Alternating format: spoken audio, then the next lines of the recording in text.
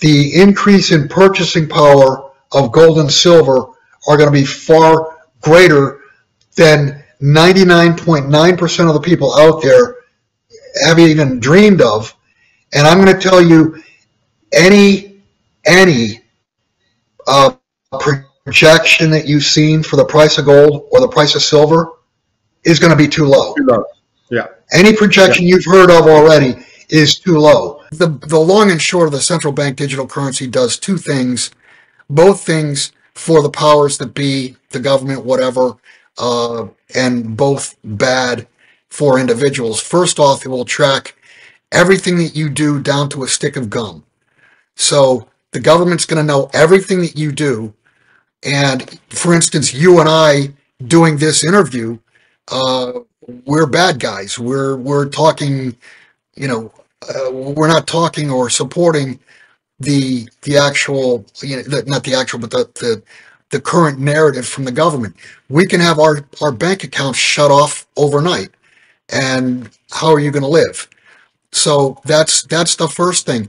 The second thing is with a digital currency, and not that you can believe all the numbers now, as far as money supply, the amount of debt outstanding, et cetera, the amount of gold that's in Fort Knox. I mean, there's all kinds of things that we're told. Are they real or not? I don't know.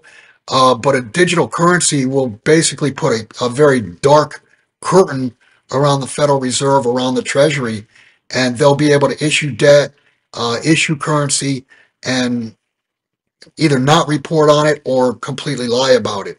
So in my estimation, in my view, the central bank digital currency is a one-way street.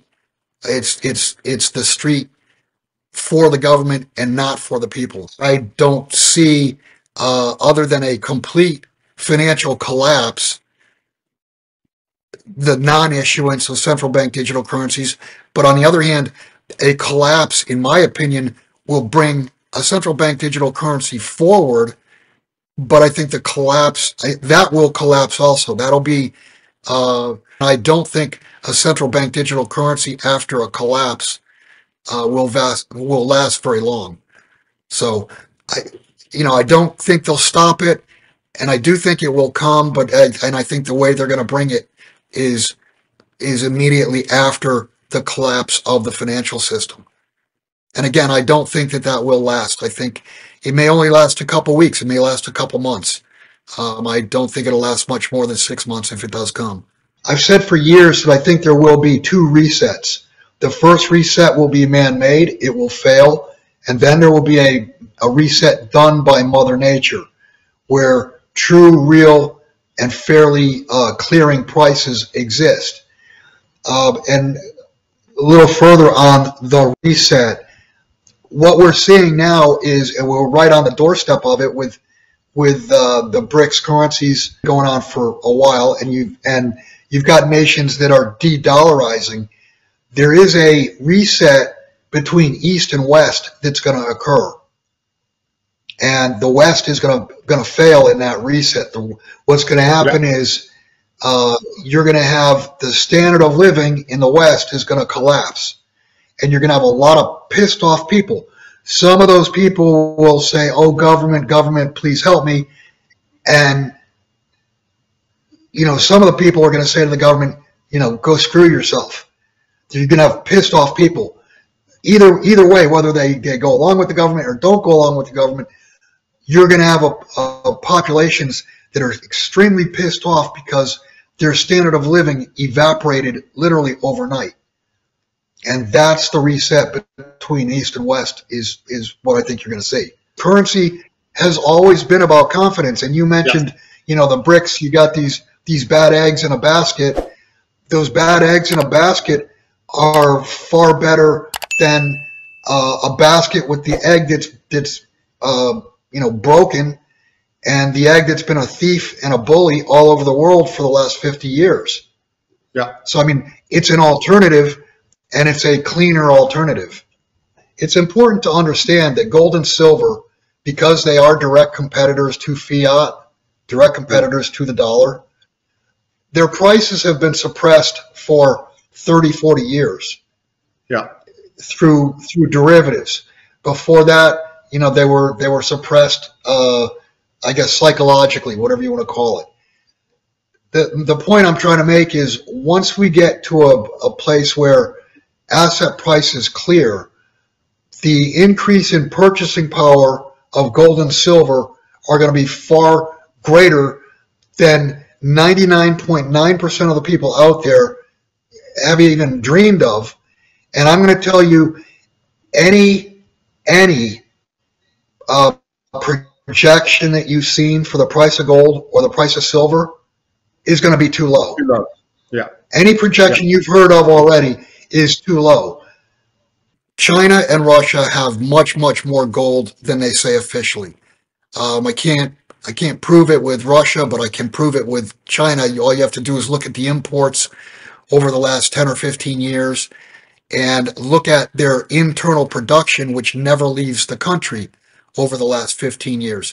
You're looking at over 25,000 metric tons versus the U.S. claiming that we have 8,300 tons, and there's not been an audit since, I think, 1956. So in my opinion, the U.S. does not have the gold we say we have. China has way more gold than they say they have. And, the old rule, he who has the gold makes the rules, it still applies. And I think when all is said and done, China will price gold at much higher levels. And of course, that benefits them because they own the majority of the gold worldwide with central banks. So to see China come out and say, we bid 25,000 for gold and we're offering gold at 25,000, they would do it in yen. I'm talking dollars now. And I mean, the number could be 50,000. The number could be anything that China decides. And the reason it will be anything that they decide is because they own the vast majority of it. You could have more than one currency that's considered a reserve currency. The thing is, let's say that it's the BRICS and the dollar, or let's say that it's the BRICS, the dollar, and the yuan, or what have you. The dollar is failing no matter how you look at it. So the dollar is exiting the system. It's not coming into the system.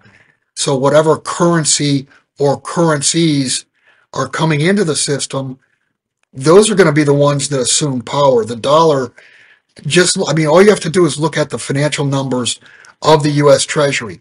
We're already well over 125% debt to GDP. That is banana republic land financially. We are absolutely a banana republic when you look at us judicially. The dollar, think of the dollar as the common stock of the United States. I mean, would you rather buy stock in the United States or in China? Which one's rising and which one's failing? And so, that's the analogy right there, is that the dollar is the common stock and it's in a bear market to a terminal event. Well, you want to become as self-sufficient as you possibly can. If we are going to go to a central bank digital currency, you want to get as much of your capital out of the system as possible. You want to own gold and silver because for 5,000 years, they have had value. They are money. If you need to liquidate some to put back into the system, then, you'll be able to do that. You'll have wealth to put back into the system to live. But for a spell, the system is going to go down. And I can say that confidently. It's a mathematical equation. Credit is going to cease at some point. The credit market will seize up. And when that happens, your grocery store is not going to have anything. So make sure you have food stocked. Make sure a good thing to do would be to talk to local farmers. Will they take silver for eggs? Will they take silver for beef, for chickens, for pigs, what have you? Make sure you secure some type of food supply that'll last certainly at least 3 to 6 months and preferably a couple years. I think the system down will last at least 2 weeks, maybe 2 months. Who knows? Maybe it's going to be longer than that. Then you need to be able to protect yourself. You need a way to clean or purify water. You need a power source. when you dial 911 or the fire department or whatever, you very well may get no answer whatsoever because they're home protecting their own families. So, I mean, the best thing I could tell you is become as self-sufficient as you possibly can.